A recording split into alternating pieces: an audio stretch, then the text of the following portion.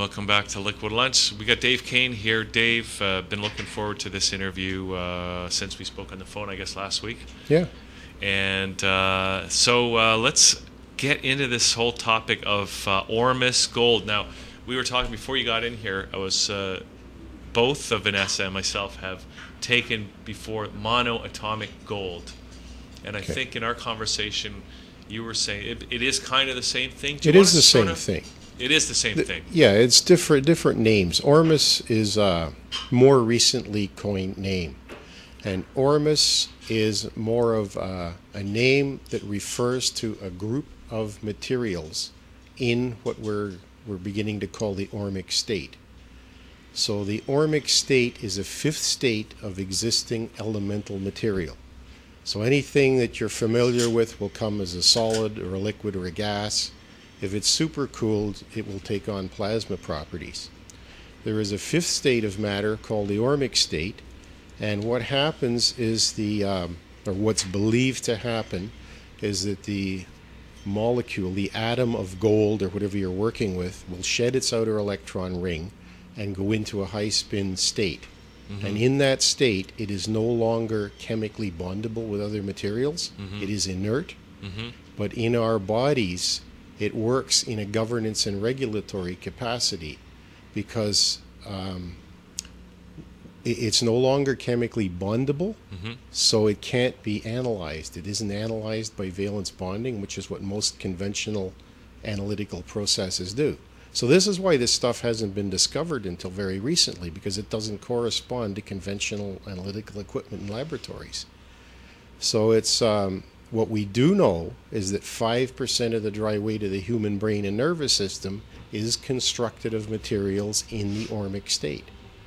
So it's always been there, it's always there, and there is virtually no research being done on this at the university level anywhere in the world. We're trying now to get doctoral studies set up in Poland through a retired professor in Peterborough. And it's starting, it's coming, but there seems to be no avenue to get this the attention that it deserves in North America. We're trying, we've been trying for years. It's really interesting. And we had the opportunity to take some monoatomic gold. So it wasn't Ormus gold, but you're saying it's all the same kind of thing anyway. It's the same thing. Okay. Because the material is referred to as monatomic. It's single atom. So if you take the metal gold and you purify it to the monatomic state, it purifies as a white powder. And as that white powder, it's got magnetic properties. If you have it on a sheet of paper or in a jar and you pass a magnet below it, it will jump away. So part of what seems to be happening is that because of our electromagnetic exposures, we are losing these natural Ormic materials. So the stronger the exposure, the longer the time, the more materials you lose. It looks like it's the mechanism of why people end up getting brain tumors in the cell phone ear. Study out of Sweden about a year ago showed that they can tell the manufacturer of your cell phone by the shape of the tumor, because that particular tumor relates to the signature array on the cell phone. It's scary. I thought those studies were all debunked by researchers who were paid for by the cell phone companies. Yeah, well, that's the way it works, isn't it? Well, that must be, that's... Yeah. So, independent research. Now I've seen some really interesting stuff on the internet about monoatomic. That it was it's known that they were using this stuff in ancient Egypt. Very, very old. Yeah. There's actually an Egyptian hieroglyph for what they called showbread. So the actual hieroglyph just looks like a little dish with a high cone of powder in the dish. In the Bible, for example, when Moses went up the mount to collect the tablets, the Israelites collected all of their gold together. They fashioned a golden calf and they were worshiping it when Moses came down. Well, it says exactly in Exodus 32, verse 20, it says, Moses smashed the calf to a powder. He strew the powder on the water and he made the Israelites drink of it. That's exactly what it is. Moses was part of the Egyptian royal family. and they had been trained as alchemists for thousands of years because these materials were available to the high priests and to the pharaohs. Okay. All right. So why would they be only the high priests and the pharaohs had access to Well, this? because they were the elite, I would imagine it's the same as today. How come a certain percentage of the elite have everything and the rest of us don't have very much? It's part of the hidden knowledge that's been passed in leaps and bounds, through history, and today it's starting to become known again. It's gone through cycles. In 1000 A.D. in France, when they were constructing the Chartres Cathedral, the Knights Templar were contracted to make all of the stained glass windows for Chartres. And through time, there's a number of colors of stained glass windows, and those colors have never been duplicated in the 1,000 years since Chartres. When David Hudson was working in his lab on Ormus rhodium, they were trying different things. They put it through a process where they supercooled it with water, cold water, very quickly. And the Ormus rhodium powder congealed into a pinkish colored glass. Now, this stuff sat around the lab for a couple of years, and finally somebody put this story together that knew the story of Chartres. So they took a sample of this glass from Hudson's lab, went to Chartres in France, and it precisely matched one of the colors in the stained glass windows, which leads one to believe that the Knights Templar were working with various Ormic materials. So as far as I know, nobody has still tried other materials to match them to Chartres, but that's another area that needs exploring. Wow. So, I mean, when you think about what alchemists were doing, trying to turn base metal into gold, maybe it was this kind of thing that they were actually working on. I think in the big story, that was kind of what was presented. They were trying to turn things into gold, but gold itself is actually it's an extremely useless material. You'll use it on reflective windows, and other than that, they dig it up, concentrate it, and then they bury it. So, I mean, it's really a useless commodity. The reason that I believe gold was important was because in ancient times they understood the importance of the white powder gold, or the anatomical gold, to life itself. When Jesus was born, they took him frankincense and myrrh and gold. They didn't give him a brick. They gave him anatomical gold. And Mary Magdalene was the daughter of the king of Jordan, and she was also fed the anatomical gold because it works to open our minds. It's a necessary material we need to have to function. And what we're seeing with our working with Ormus materials now is that people are chronically short of these. And when they start to supplement with these materials, all kinds of things change. It's just a whole myriad. We have enough trouble just writing down all of the different things that are happening to people. Again, it's relative to their shortages of the particular materials. So certain things like when you take Ormus, probably 60% of the people that take Ormus, the very first night they'll have a change in their dream pattern.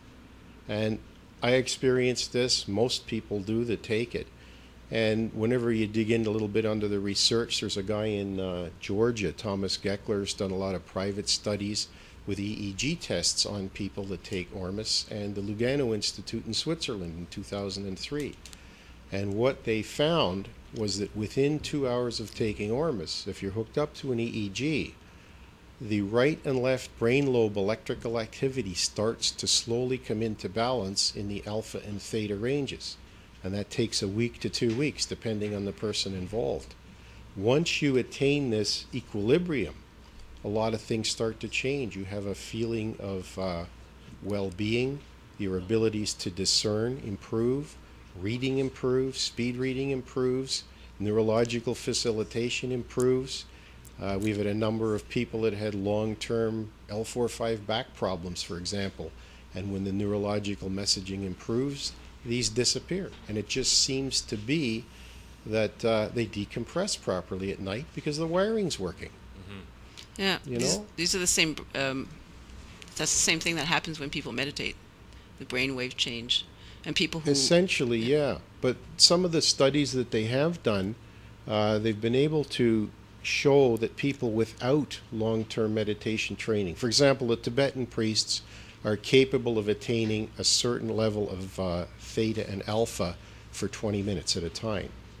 And Hudson found that people that were taking Ormus without any long-term training on meditation were capable of taking the same theta and alpha ranges for 3 to 4 hours. So you oppose that with minimal training as opposed to somebody that's done it all their life. It's just another example of how this stuff seems to work. Yeah, Okay. well, that's what I find exciting is that people who don't have a practice of meditating can achieve the same or similar results. I think, that's No, Dave, she's very sensitive to this stuff because, aren't you? yes, She's I very am. sensitive. Can we take some right now, and we'll see Absolutely. if she can react live on the air? If you are sensitive to feel, do you feel energy with your hands? Yes. All you have to do is feel one of these. That's all. Now we make 6 different I feel Ormuses. it. We make 6 different Ormuses that have different energy profiles. Yeah. We've had people simply keeping the bottle of Ormus under their bed if they're sensitive enough to it. Because when you douse the fields on this material, an M3, the field douses at 16 feet from the bottle. I better be careful. I don't want to have Well, a can you big- feel that? I can feel it. Oh, yeah. What are you absolutely. feeling? What are you feeling right now? Calmness. You'll notice that I'm moving slightly. I do that sometimes. I'm not moving any muscles. You don't. You should. Can we take some right now? Sure you can. Because I'm willing to take some. I don't know if you're willing to take some, but I should probably take a small dosage. well, here. It tastes like chalky water. Yeah. All right. That's So all there is are these to all it. the same? No, products these are that you've got different. These here? are different Let's ones. take a look at Which this ones? one. I'll take the strongest one, Dave, because I'm. Well, there isn't really a strongest one. It's a matter, usually when we have people come and check this out, my partner Ricky will do energy field testing on the individual. All right, so she will pendulum test. Now, Oh. you Oh, can yeah. do this, Maybe- obviously, I don't use it with a pendulum, but yes. but I whatever can feel way you energy. work to Yes. test the energy I wonder- field. So she might be able to tell So- which one I should take, and Ye- maybe which yeah. one she should take as well. Absolutely. Is that Now, because each of these will feel differently. Oh, really? Yeah, so you have a gold, I think. Okay. All right. This is This is an M3. M3. Okay. We And this one here, we make this. This up. one's You will get stronger? different profiles. This one's more grounding. This one here is another one we make. Just tell me which one I need. Well, Yeah, so okay. far this is. I don't know which one you need. I think you're a little bit too mellow today. Yeah, give me something to hype me up. This one is fairly strong. This one, Yeah. right here. So, Dave. So, Shake it up If because you want to it up. have a major the bottles have a breakthrough, I would precipitate take that this settles one. down. This one is more. If you have issues, they may be released Yeah. using this one. So you I know, don't have any issues. No, none. I know. You're perfect, just as you are. yeah, first guy I ever met. But yeah. Okay, so what should I take? Like a teaspoon? Take a teaspoon, yeah. And this is M3. So, Yeah, now M3, we make it from 3 different ancient salt extracts. So these are combined. So 1/3 of this is produced from unadulterated Dead Sea salt extract, 1/3 from Redmond extract from Utah, which is high in rhodium and iridium, and then a Celtic sea salt extract. So what it is, it's sort of like a multi-mineral base with high points in gold, rhodium, and iridium. you want to catch this on the camera? Now swish it around your mouth before you swallow it. Not that camera. Not that camera. This camera here. There you go.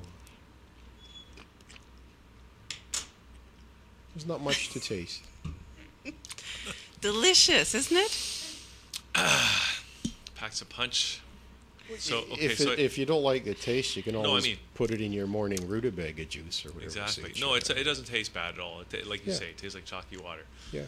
So, are you going to take some there? I might take a microdose. See which one Here. suits you the best. Hold it to your thymus gland. And we usually use that as a test because most people can do this.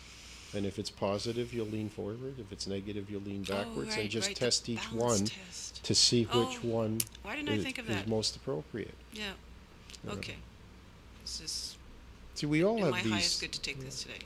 We all have these tools. Oh. We just have to learn to use them. Is this in my highest good to take this today? It's a little bit forward. So this is maybe better. You might want to feel that one too. So when we Is test this in when my we test highest people good for to this, take we today? usually test for their first 2 bottles. Yeah. Because, well, these two are good. Are yeah. positives. Yeah. Slight Those are positives. you're getting a positive This vibe one from is those. neutral. Neutral. Is this in my highest good to take today? So now, how did you get into this, Dave? Well, Yeah, the brain is Originally, about just a little over 4 years ago, I read an article in Nexus magazine from Australia, and it was on white powder gold. And I guess I read it in the early part of the spring, and it was unusual. I tend to be a very analytical person, and there was a lot of loose ends that came from that article stronger. that just simply I think didn't this add was up with one. things that I picked up along my path. And I just started to investigate this a little bit more. And about that time, I met my partner Ricky, This one's and she's a spiritualist. She's very sensitive to energy, and these were all things that I'd never been exposed to at the time. And it resonated with me.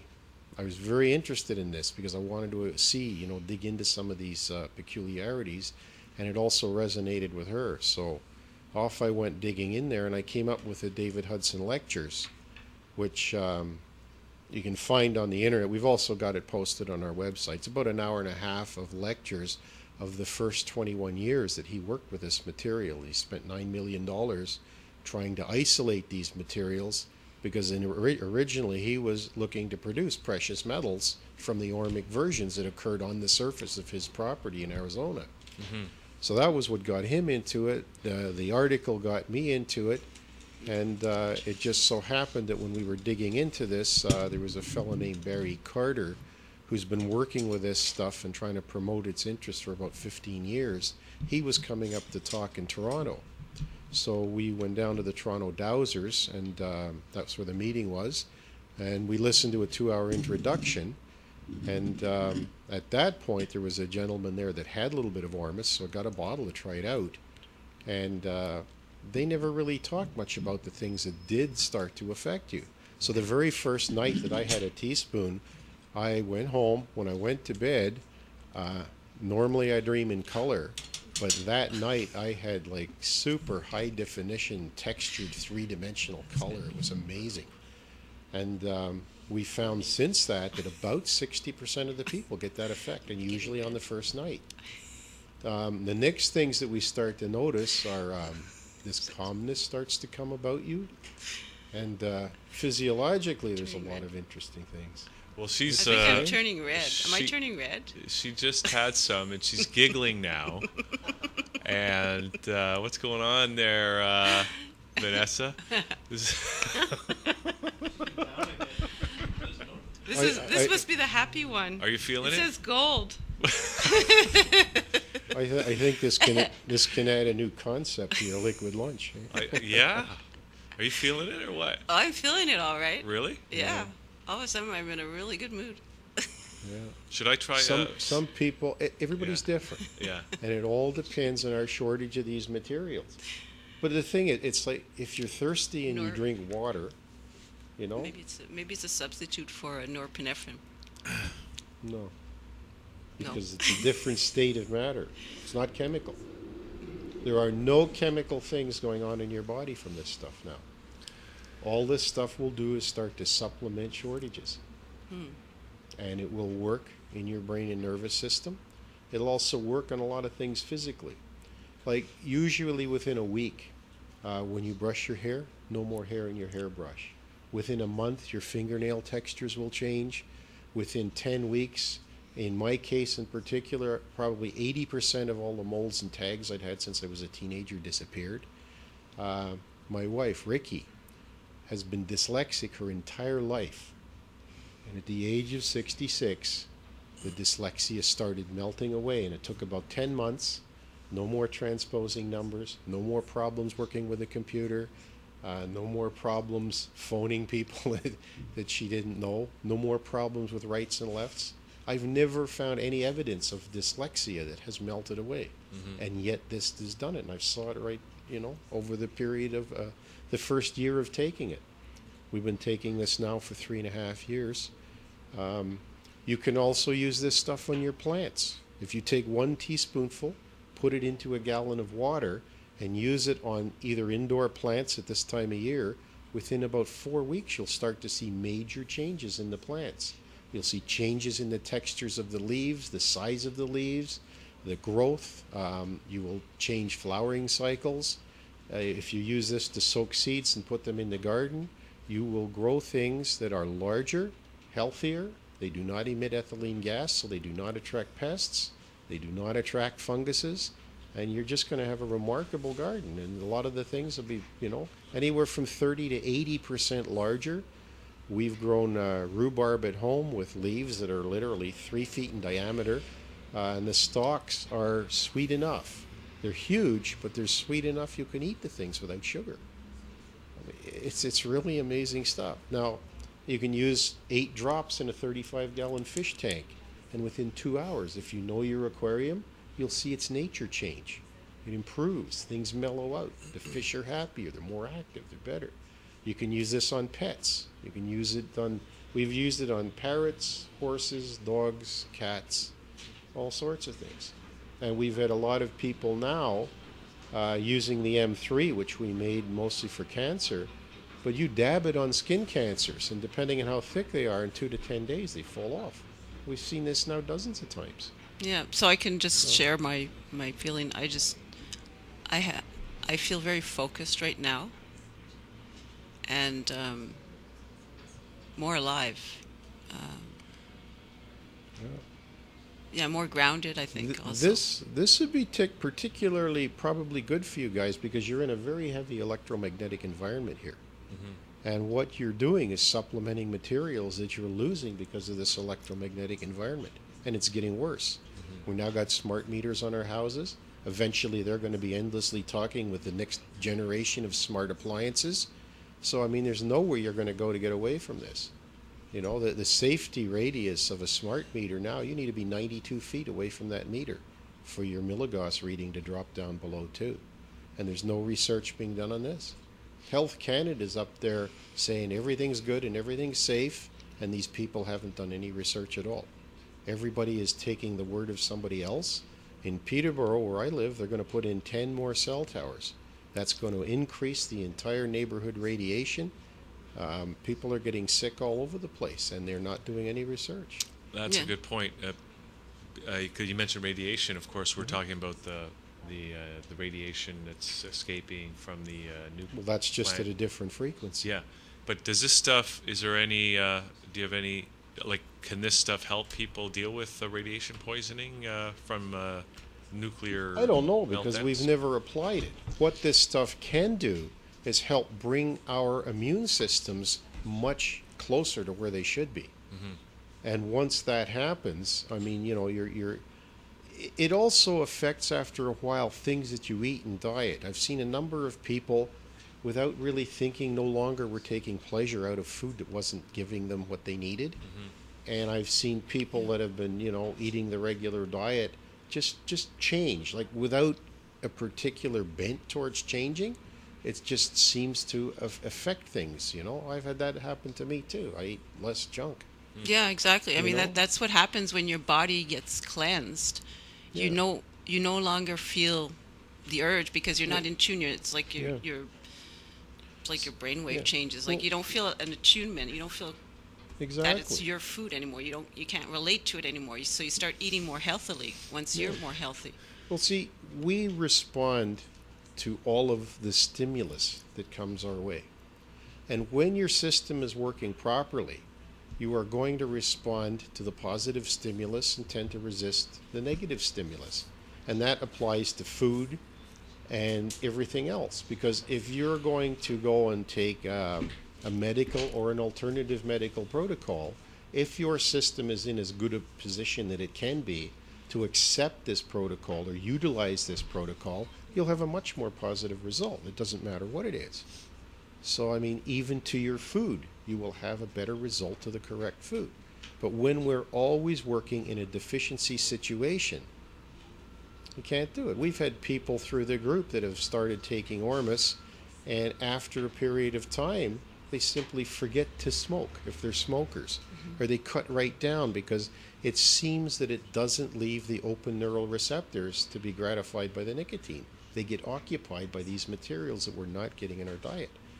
There was a study done a number of years ago where they had 30 people taking Ormus Platinum, and I believe it started in October, and at Christmas they went to a Christmas party. 14 of the 30 people had an alcoholic drink, and those 14 people all got violently ill. There's been no follow-up studies to this, but obviously it looks like there's something that should be looked into. Because Yes. if we had appropriate Ormus Platinum levels in our body, maybe it's something that we simply would have no interest in whatsoever, because it is then causing us a problem. You're having a sick reaction. Why would you take something that's technically a poison? Yeah. So I'm curious if you have any theory as to why it's difficult to find the right, people to do the research. Do you think it's related to there's economy? a lot of well, in the U.S. today, cancer is a 1.3 billion dollars per day business. If you cure your client, you lose a customer. I mean, that whole philosophy is pervading our system. This seems to have been introduced to our system around the time of the Reserve Bank in the United States.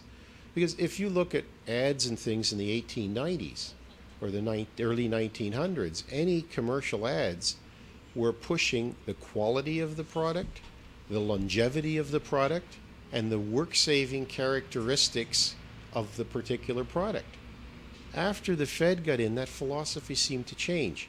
And a good point on that, in 1926, Alfred Sloan, who was the president of General Motors, at this time they were making 5 million cars a year. He went in and he addressed his board of directors, and he said, "Gentlemen, we are no longer in the business of making automobiles. We are now in the business of making money." So in the 13 years from the Fed, that philosophy started to pervade the system to the major companies, at that time the biggest company in the world, and then it started to permeate the system down to the little guy. So today, I mean, when the man comes to clean your eaves trough, he really isn't there to clean your eaves trough and make a real good job of it. He's there to make the money. So the focus, again, if you look back to the 1890s, you'll see how this whole focus for quality and integrity has changed over to money and lucre. Yeah. That's what's happened. Yes. We have to change this back. Yeah. Yes. It's interesting that you would say that on the heels of our interview with Joe, the investor, earlier, Yeah. because he was talking about banking. Oh, Okay, yeah. so we're just about out of time, Dave. Would it hurt if I took another teaspoon of the different one that made her happy? No, it's not going to hurt at all. Okay. However, I would recommend you take it tomorrow, To- because To have the a pure Ormus test. is an Yeah. accumulative thing. Uh-huh.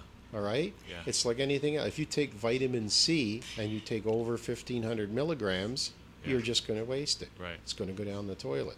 These things, same thing. It's accumulative, and after a little bit of time, it really builds up, and you start to notice more and more changes. We've had 8% of the people having vision improvements. We've had all kinds of improvements in all kinds of things. And we have a little girl in Florida who's been taking Ormus, and she was born with cerebral palsy. So, the fists were clenched, the arms are clenched, and so on. By the 4th day that she'd been taking it, her mother, then a friend, and 2 teachers commented about the improvements in her speech. And within 3 weeks, her hands were open 80% of the time. And today, she's learning how she can draw, she can paint inside circles and squares. Her motor control is developing, and I mean, she's the only person in the world taking this stuff with cerebral palsy that I know of. So, Okay. you know. So this is really, really good. How are you feeling there? Oh, great. Really? Yeah. Yeah. So, I don't know how to describe it, but I was feeling a little bit detached, and now I just feel just. I don't Yeah, know, you're like very a connection. sensitive. I'm very sensitive. Most people right? aren't that sensitive to it. Yeah. Like me, I'm I'm a bit of a slug. I don't feel energy. Yeah. I depend on other people around me, and then I just kind of watch the results and moderate it and utilize it, into my toolbox of ideas and procedures of working with this. I wish I could feel energy, but I just don't. Wow. So, Dave, so for people that are interested in following up, maybe finding out more about this, or maybe they want to get some Ormus for themselves, what's the best way for them to do that? Sure. The simplest way is to give us a call. We're in Peterborough. Our phone number is 705-874-0762. And we also have a web page, which is humanagold.ca. It's HUMANNAGOLD.ca. And we have quite a lot of information on there. And we also have the David Hudson audio lecture on there, which is recommended because if you can listen to that, it's about an hour and a half. It gives you a good baseline with which to start to learn about these materials.